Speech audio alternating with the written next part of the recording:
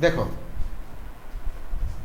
Occurrence of metals, occurrence of metals, आप समझिए कि आपके आसपास में जितने भी मेटल्स मिलते हैं, चाहे वो गोल्ड हो, कॉपर हो, आयरन हो, या इवन आपका सिल्वर हो, एल्युमिनियम हो, जितने भी मेटल, वो किस फॉर्म में मिलता है।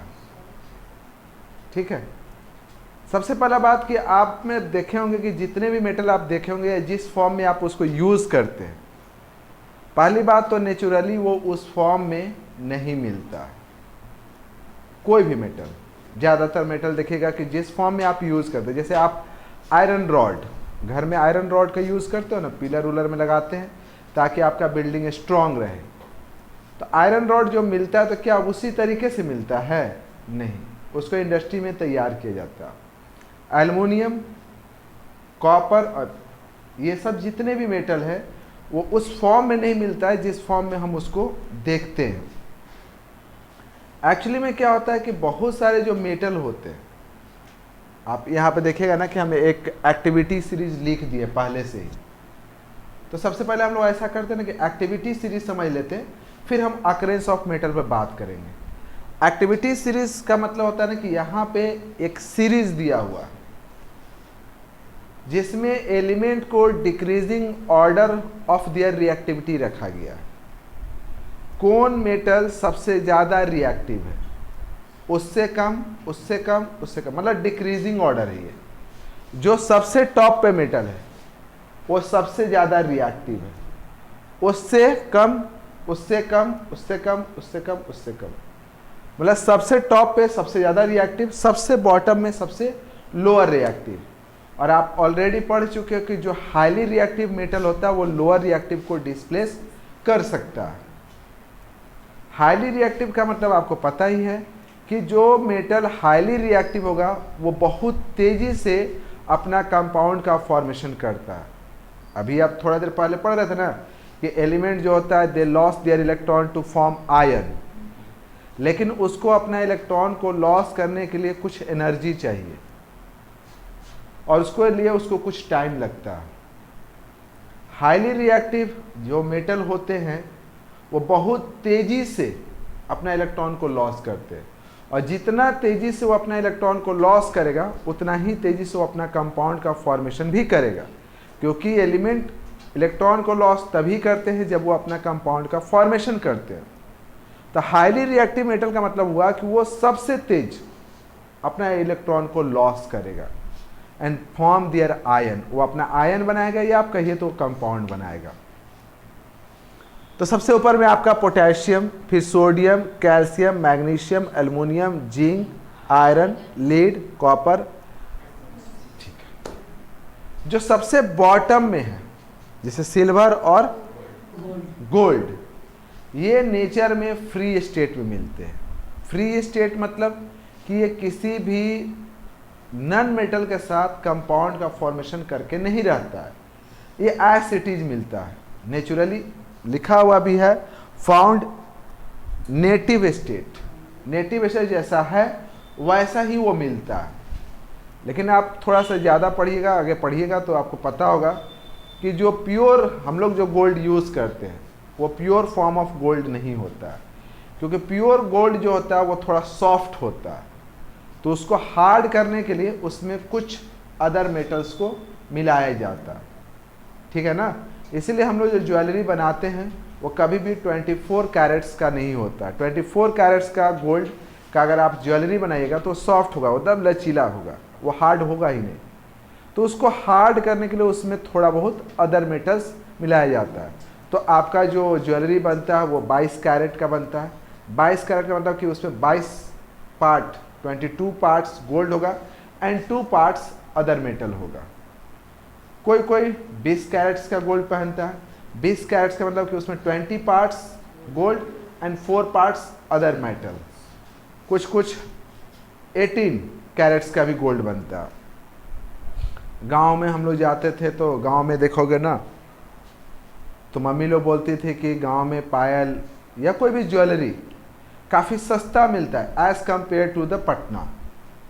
बार बार हम लोग सुनते थे। और चूंकि इतना हम लोग को जानकारी था भी नहीं, हम बार बार यही सोचते थे कि पटना में जो ये ज्वेलरी है ये इतना महंगा क्यों मिलता है और गांव में वही ज्वेलरी उतना सस्ता मिलता है। बाद में कहानी वही था कैरेट का, कि पटना में जो मिलेगा, मान लीजिए कि अगर आपको 22 कैरेट का गोल्ड देगा, मतलब कि उसमें 22 पार्ट गोल्ड होगा एंड 2 पार्ट इम्प्योरिटीज़ होगा। सेम गांव में जाइएगा तो 18 कैरेट, कुछ कुछ तो 16 कैरेट में भी, मान लीजिए अगर अनपढ़ गंवार फैमिली है जिसके बारे में कोई नॉलेज नहीं है या उसकी कोई पहुंच नहीं है, तो उसको 16 कैरेट का भी गोल्ड दे सकता है। 18 कैरेट का अगर आपको गोल्ड देगा तो इसमें इम्प्योरिटी कितना है, 6 पार्ट, और गोल्ड कितना है 18 पार्ट, मतलब 75:25, 25% आपका इम्प्योरिटीज है।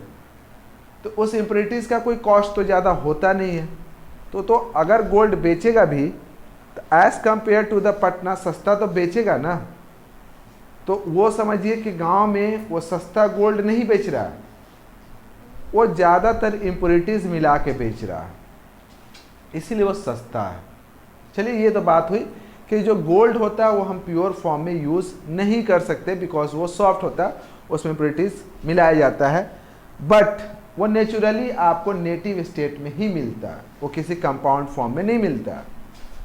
जो ऊपर के हैं जो हाईली रिएक्टिव मेटल है, हाईली रिएक्टिव मेटल में आपके आ गए जैसे पोटेशियम, सोडियम, कैल्शियम, मैग्नीशियम और ये कभी भी फ्री स्टेट में नहीं मिलेगा। ये जब भी मिलेगा नेचर में तो कंपाउंड फॉर्म में ही मिलेगा, ठीक है। और बीच में आपका आता है middle reactive, zinc, iron, lead, copper, ये भी आपको कंपाउंड फॉर्म में मिलेगा। बस फर्क ये होता है कि दोनों में ये भी कंपाउंड फॉर्म में मिलेगा, ये भी कंपाउंड फॉर्म में होगा। लेकिन हमको क्या चाहिए, हमको मान ले कि कंपाउंड फॉर्म में मिला तो हमको प्योर मेटल चाहिए। तो प्योर मेटल के लिए हम लोग को कुछ प्रोसेसेस करना पड़ता है और उस प्रोसेस के थ्रू हम लोग फिर कंपाउंड फॉर्म से प्योर मेटल को ऑब्टेन करते हैं। तो हाईली रिएक्टिव मेटल का जो प्रोसेस होता है और मिडिल रिएक्टिव का प्रोसेस अलग अलग हो जाता है, लेकिन मिलता दोनों कंपाउंड स्टेट में। अब कंपाउंड स्टेट का मतलब क्या हुआ, कंपाउंड स्टेट का मतलब हुआ या तो ऑक्साइड के फॉर्म में, या तो सल्फाइड के फॉर्म में, या कार्बाइड के फॉर्म में। मतलब या तो मान लीजिए सोडियम है तो ज़्यादातर सोडियम ऑक्साइड मिलेगा, या पोटेशियम ऑक्साइड मिलेगा, या सल्फाइड के फॉर्म में, या कार्बन। मतलब कि जो भी मेटल ज़्यादातर मिलते हैं वो उनके पास जो इम्प्योरिटीज़ होता है, जो नॉन मेटल होता है, वो ऑक्साइड, कार्बन और सल्फर ही रहता है। यहाँ तक समझ में आया? उनके साथ वो अपना कंपाउंड बना करके वो रहते हैं। आप अपना एनसीईआरटी बुक को स्टार्ट करोगे तो आप जानते हो समुद्र, सी, आप समुद्र के बारे में जानते होगे। समुद्र का पानी जो होता है ना सॉल्टी होता है। क्या आपको पता हो कि सॉल्टी क्यों होता है? तो सबको पता है कि उसमें नमक होता है, समुद्र के पानी में नमक होता है, इसीलिए वो सॉल्टी होता है। पहले हमको लगता था नमक है, नमक का मतलब कि ये जो हम लोग नमक घर में यूज़ करते हैं सिर्फ वो वाला नमक, लेकिन ऐसी बात नहीं है। समुद्र के पार जो पानी होता है उसमें सॉल्ट ऑफ सोडियम, मैग्नीशियम, ये दोनों का सॉल्ट पाया जाता है।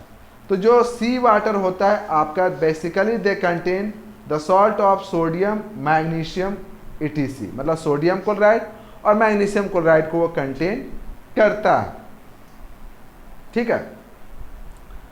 अब क्या होता है कि नेचुरली जो भी एलिमेंट हो या कंपाउंड हो, नेचुरली जिस फॉर्म में मिलेगा, नेचुरली मतलब कि आप चाहे माइनिंग करके, चाहे पहाड़, खदान, जहाँ भी मिलेगा, जिस फॉर्म में नेचुरली मिलेगा उसको हम मिनरल्स कहते हैं। एलिमेंट और compound found in natural states, उसी को हम लोग क्या कहते हैं, मिनरल्स कहते हैं। चाहे वो एलिमेंट हो या कंपाउंड, जिस फॉर्म में भी वो फ्रीली मिल जाए आपको इस नेचर के अंदर या इस अर्थ क्रस्ट पे। अर्थ क्रस्ट का मतलब कि ऐसा नहीं कि सरफेस के ऊपर ही मिलता है, कभी कभी खदानों में मिलता है। जैसे आप सोना का खदान सुने होंगे ना, तो वहाँ पे क्या होता है, सोने के खदान में खुदाई करते करते हैं वहाँ से गोल्ड निकल जाता है, लोहे का खदान होता है, कॉपर का खदान होता है। तो होता है अर्थ क्रस्ट। आप कहिए कि इस अर्थ क्रस्ट में जो भी एलिमेंट या कंपाउंड नेचुरली मिलते हैं उसको हम मिनरल्स कहते हैं। कुछ कुछ मिनरल्स ऐसे होते हैं, मिनरल्स का मतलब देखो कंपाउंड स्टेट भी बोले और प्योर फॉर्म में भी। प्योर फॉर्म में बोले मतलब कि जैसे कि सिल्वर और गोल्ड, ये अर्थ क्रस्ट पर मतलब इसका जो मिनरल है वो प्योर फॉर्म में ही मिलेगा। लेकिन ज़्यादातर जो मिलेगा वो किस फॉर्म में मिलेगा, इम्प्योर फॉर्म में या कंपाउंड के फॉर्म में। तो क्या होता है कि कुछ मिनरल्स ऐसे होते हैं जिसमें इम्प्योरिटीज तो होता है, इम्प्योरिटी मतलब कि गंदगी, लेकिन उसमें ज़्यादातर परसेंटेज, अगर मैक्सिमम परसेंटेज किसी मेटल का हो और जिसमें सस्ते दर पे या कम खर्च में उससे मेटल को एक्सट्रैक्ट कर सकते हैं, एक्सट्रैक्ट मतलब निकाल सकते हैं, उसको हम ओर कहते हैं। कोई भी ऐसा मिनरल जिसमें मेटल का परसेंटेज ज़्यादा हो और जिससे मेटल कम कॉस्ट में एक्सट्रैक्ट कर सकते हैं, निकाल सकते हैं, उसको हम लोग ओर कहते हैं। डिफरेंट मेटल का डिफरेंट डिफरेंट ओर होता है। आगे चल के एक हम आपको पूरा चार्ट ही देंगे जिसमें आपको पता चलेगा कि जैसे आयरन का ओर, आयरन का ओर होता है हेमेटाइट, और भी होता है, इसका 3 ओर होता है, hematite, magnetite, iron pyrite. Copper का होता है कॉपर पायराइट, एल्युमिनियम का बॉक्साइट, है ना। इस तरह से डिफरेंट डिफरेंट मेटल के डिफरेंट डिफरेंट ओर होते हैं। ठीक है, यहां तक क्लियर है आप। अब चलो, अब जो भी मेटल होगा, अब अगर मान लो कि हाईली रिएक्टिव मेटल होगा, उसका ओर लेंगे, उसके ओर से अगर हमको मेटल को प्यूरिफाइड करना होगा, पहला बात तो ये कंपाउंड फॉर्म में हमेशा मिलेगा, और अगर इससे हमको मेटल को निकालना है, एक्सट्रैक्ट करना है, एक्सट्रैक्ट का मतलब आप समझते हैं कि एक्सट्रैक्ट करना मतलब, एक्सट्रैक्ट करना मतलब आपको एक हम घर की भाषा में समझते हैं। आप जैसे आप घर में चावल यूज़ करते हो, चावल यूज़ करते हो ना, चलिए ठीक है, चावल यूज़ करते हो। क्या चावल नेचुरली उसी फॉर्म में मिलता है जिस फॉर्म में आप उसको यूज़ करते हो? तो फिर कैसे मिलता है वो?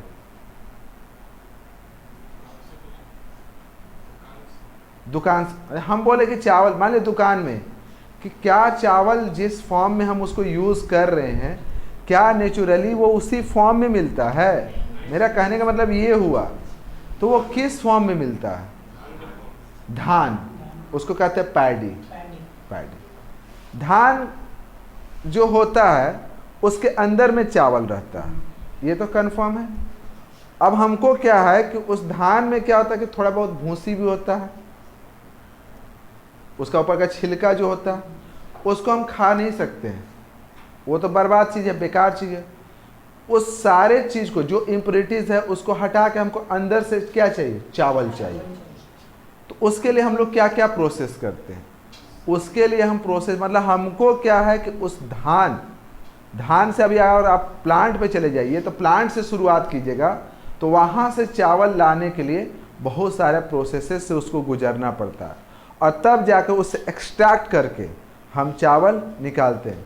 चाहे वहाँ पे उसकी पिटाई हो, पिटाई के बाद धान निकलता है, धान को फिर मिल में ले जाया जाता है, फिर वहाँ पे उसका कुटाई होती है, फिर उसका भूसा निकलता है, फिर उसको विनोइंग किया जाता है, फिर उसको घर में लाया जाता है। फिर घर में भी मम्मी देखोगे उसमें कुछ कुछ कंकड़ होता है, उस कंकड़ को निकाला जाता है, फिर धोया जाता है, तब वो चावल जो है आपको यूज़ के लायक बनता है।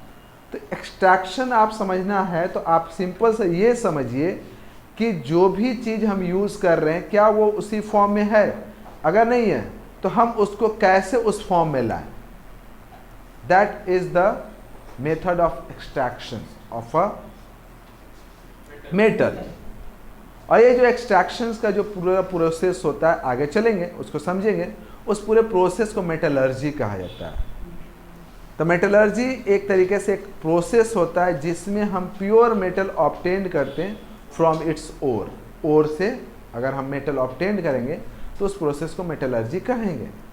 तो अभी क्या है, हमको सिंपल समझना है कि अगर हाईली रिएक्टिव मेटल है तो वो तो कंपाउंड फॉर्म में मिलेगा आपको, तो आपको पता तो होना चाहिए कि हम उसको एक्सट्रैक्ट कैसे करेंगे।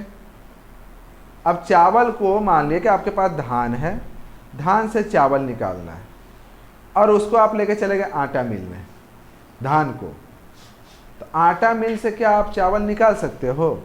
आटा मिल में अगर उस चावल को डाल दोगे तो पीस देगा धर के, बर्बाद हो जाएगा, बेकार हो जाएगा, पैसा भी बेकार चल जाएगा। तो आपको प्रोसेस पता है ना कि किसके लिए कौन सा प्रोसेस करना है। अगर नहीं पता है तो उसके लिए जानकारी कलेक्ट करेंगे। तो सेम क्या होता है कि जितने भी ओर होते हैं उन सारे ओर को एक मेथड से हम एक्सट्रैक्ट नहीं करते। अगर ओर से मेटल को एक्सट्रैक्ट करना है तो सारे के लिए एक मेथड नहीं होता, सबके लिए डिफरेंट डिफरेंट मेथड्स होता है। फॉर एग्जांपल अगर हाईली रिएक्टिव मेटल है तो उसके लिए हम लोग इलेक्ट्रोलाइसिस का यूज करते हैं। क्या यूज कर, अभी आप सिर्फ मेथड का नाम याद रखो ना, हम इसके लिए पूरा इलेक्ट्रोलाइसिस का प्रोसेस को हम डिस्क्राइब करेंगे। बस आपको ये याद रखना है कि जो हाईली रिएक्टिव मेटल होता है उससे अगर मतलब हाईली रिएक्टिव मेटल का जो ओर होता है उससे अगर हमको मेटल को एक्सट्रैक्ट करना तो उसके लिए इलेक्ट्रोलाइसिस का यूज होता है। अगर मिडिल रिएक्टिव है तो मिडिल रिएक्टिव जो होता है वो ज्यादातर in the form of carbide और सल्फाइड ओर के फॉर्म में मिलता है। तो उसके लिए फिर दो प्रोसेस होता है, एक कैल्सिनेशन एंड रोस्टिंग। इसको भी हम लोग अलग आगे डिस्क्राइब करेंगे कि कैल्सिनेशन क्या होता है या रोस्टिंग क्या होता है। अभी आपको सिर्फ प्रोसेस का नाम याद रखना है। और जो सबसे लोअर रिएक्टिव है वो तो आपको नेचुरली फ्री स्टेट में मिल रहा है, उसके लिए कोई खास मेथड तो है नहीं, लेकिन उसमें भी कभी कभी सल्फाइड ओर के फॉर्म में मिल जाता है। तो सल्फाइड ओर के फॉर्म में मिलेगा तो फिर उसके लिए हम लोग रोस्टिंग का यूज करते हैं, ठीक है ना। अब हम लोग एक एक करके आप देखिएगा तो यहाँ पे एक टेबल बना दी है। ये ओर है आपका, कंसंट्रेशंस ऑफ ओर है।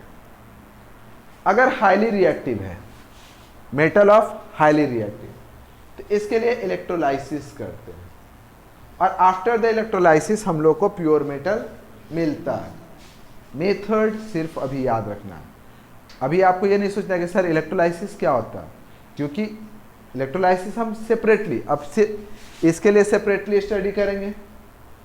जो मिडिल रिएक्टिव है वो ज़्यादातर किस फॉर्म में मिलेगा, या तो सल्फाइड के फॉर्म में या तो कार्बाइड के फॉर्म में। अगर सल्फाइड के फॉर्म में मिला तो उसके लिए होता है रोस्टिंग। रोस्टिंग क्या होता है आगे बात करेंगे। आपको मेथड याद रखिए कि अगर सल्फाइड ओर के फॉर्म में, सल्फाइड का मतलब कि मेटल विथ सल्फर, मेटल के साथ क्या रहेगा, जैसे ZnS जिंक सल्फाइड है ना, एक और ऐसे भी और बहुत सारा और है जिसमें देखिएगा मेटल के साथ क्या रहेगा, सल्फर, तो उसी को कहा जाता है सल्फाइड ओर्स, ठीक है ना। सल्फाइड ओर का मतलब कि मेटल के साथ जो इम्प्योरिटी रहेगा वो क्या रहेगा, सल्फर रहेगा। और अगर मेटल के साथ कार्बन और ये इम्प्योरिटी रहे, मेटल और उसके साथ जो इम्प्योरिटी है वो क्या है, कार्बन, तो उसको कहेंगे कार्बाइड ओर। कार्बाइड ओर को अगर प्यूरिफाई करना है या उसको प्योर करके उससे आपको मेटल एक्सट्रैक्ट करना है तो उसके लिए होता है कैल्सिनेशन। इन दोनों मेथड में चाहे वो कार्बाइड ओर हो या सल्फाइड ओर हो, उसके बाद क्या मिलता है हम लोग को, ऑक्साइड मिलता है, मेटल ऑक्साइड। और फिर मेटल ऑक्साइड का रिडक्शन होता है। रिडक्शन मतलब कि उसको हम एक रिड्यूसिंग एलिमेंट के साथ उसको क्या कर, मतलब ऑक्सीडाइजिंग एजेंट के साथ नहीं, रिड्यूसिंग एजेंट के साथ कंबाइंड कर देते हैं। रिड्यूसिंग एजेंट के साथ जब हम कंबाइंड करते हैं तो उसका जो ऑक्सीजन होता है वो बाहर निकल जाता है और फिर उससे आपको मेटल मिलता है, प्यूरिफिकेशन ऑफ मेटल। फिर मेटल मिलेगा, फिर उसका प्यूरिफिकेशन करेंगे। ज़्यादातर क्या होता है कि जो मेटल ऑक्साइड के फॉर्म में होता है फिर हम उसको कार्बन के साथ रिएक्ट करवा देते हैं। तो जैसे ही कार्बन के साथ रिएक्ट करवाओगे तो मेटल अलग हो जाता है और कार्बन ऑक्सीजन से कंबाइन करके कार्बन डाइऑक्साइड बना लेता है। लेकिन वहाँ पे जो आपको मेटल मिलता है वो प्योर फॉर्म में नहीं होता है, फिर उसको फर्दर प्यूरिफाई किया जाता है। तो मिडिल रिएक्टिव में क्या होता है कि आइदर कार्बाइड और हो या सल्फाइड और हो, यहाँ पे कैल्सिनेशन और रोस्टिंग, उसके बाद उसको ऑक्साइड फॉर्म में, और फिर ऑक्साइड फॉर्म से हम प्यूरिफिकेशन करते हैं, रिडक्शन देन प्यूरिफिकेशन। अगर मेटल ऑफ लो रिएक्टिविटी हुआ, कुछ तो फ्री स्टेट में मिल ही जाएगा, लेकिन कुछ जो होता है सल्फाइड ओर के फॉर्म में। अगर सल्फाइड ओर के फॉर्म में है तो फिर रोस्टिंग करेंगे तो यहाँ से आपको मेटल मिल जाता है। फिर उसका रिफाइनिंग करते हैं। रिफाइनिंग करने का मतलब होता है कि जो मेटल मिलता है, जैसे आप देखिएगा कि आयरन का जो रिफाइनिंग होता है, तो जब हम लोग उसका मान लें कि आयरन को ऑक्साइड के फॉर्म में कन्वर्ट कर देते हैं, तो जब ऑक्साइड के फॉर्म में कन्वर्ट करके जब उसका रिडक्शन करवाया जाता है, तो जो आयरन मिलता है वो 100% प्योर नहीं होता, उसमें कुछ ना कुछ परसेंटेज जो है इम्प्योरिटीज रहता ही है। और इस तरह से वो जो हम लोग को अब मिलता है मेटल, जैसे यहाँ पे आप लिखा हुआ है ना कि रिडक्शन ऑफ मेटल, मेटल का जैसे रिडक्शन किया मेटल हमको मिला, लेकिन वो मेटल पूरा 100% प्योर नहीं होता। आयरन के केस में उस तरह के आयरन को पिग आयरन कहा जाता है, पिग आयरन, या आप उसको कहेंगे तो ढलवा लोहा। बहुत सारा आप घर में देखोगे जो पाइप लगा हुआ होगा बाथरूम उथरूम के पास, पहले लोहे टाइप का, वो एक तरीके से प्योर आयरन नहीं होता, वो पिग आयरन का बना हुआ रहता है, ढलवा लोहा का। उसको फर्दर फिर प्यूरिफाई किया जाता है और जो इम्प्योरिटीज उस मेटल में रहता है उसको निकाला जाता है। दैट्स अ रिफाइनिंग, कि उसका फर्दर क्या किया जाता है, रिफाइनिंग किया जाता है। क्लियर है? ज़्यादातर आप मेटल देखिएगा तो वो ऑक्साइड फॉर्म में रहता है मैक्सिमम। फिर रीज़न पूछता है कि आखिर ज़्यादातर मेटल ऑक्साइड फॉर्म में ही क्यों रहता है, या वो ऑक्साइड के साथ ही कंपाउंड क्यों बनाता है। इसका दो रीज़न है। पहला रीज़न तो ये है कि ऑक्सीजन एक हाईली रिएक्टिव नॉन मेटल है, बहुत रिएक्टिव होता है, फास्टली रिएक्ट करता है किसी भी मेटल से। और दूसरा, as compared to the other non metal, ये इस अर्थ क्रस्ट पे अबंडेंट है। अबंडेंट मतलब प्रचुर मात्रा में या बहुत ज़्यादा अमाउंट में है। ये दोनों ने कारण से जो ज़्यादातर मेटल है उनका जो कंपाउंड फॉर्म है वो किस फॉर्म में होता है, मेटल ऑक्साइड के फॉर्म में। ठीक है ना, कि ज़्यादातर मेटल ऑक्साइड के फॉर्म में इसलिए होते हैं क्योंकि दो रीज़न है। पहला रीज़न कि ऑक्सीजन एक रिएक्टिव नॉन मेटल है, और दूसरा कि ये अबंडेंट है as compared to the other non metal. तो इसलिए ज़्यादातर जो मेटल है वो कंपाउंड फॉर्म में अगर आप देखिएगा तो ऑक्साइड फॉर्म में ही मिलेगा। क्लियर यहाँ तक? अब चलिए कि क्वेश्चंस की बात करते हैं कि सीबीएसई बोर्ड में आपको इतना में से क्या क्वेश्चन पूछेगा। इतना में जो सबसे इम्पॉर्टेंट क्वेश्चन आपसे पूछता है और जो बहुत बार पूछता है, what do you mean by activity series. इस एक्टिविटी सीरीज क्या है, व्हाट डू यू मीन, मतलब इसको आप डिफाइन कीजिए। या इस एक्टिविटी सीरीज को रिएक्टिविटी सीरीज भी कहा जाता है। रिएक्टिविटी सीरीज या एक्टिविटी सीरीज, नाम में कंफ्यूज नहीं होना है। तो क्या होता है, तो ये बताया ना कि it is the arrangement of element in decreasing order of their reactivity. ये एलिमेंट का एक अरेंजमेंट है। जैसे नहीं होता है कि लड़कों को हम खड़ा कर दिए अकॉर्डिंग टू देयर हाइट, लड़के का ये अरेंजमेंट है। और किस तरीके से लड़कों को अरेंज किए हैं, हाइट वाइज।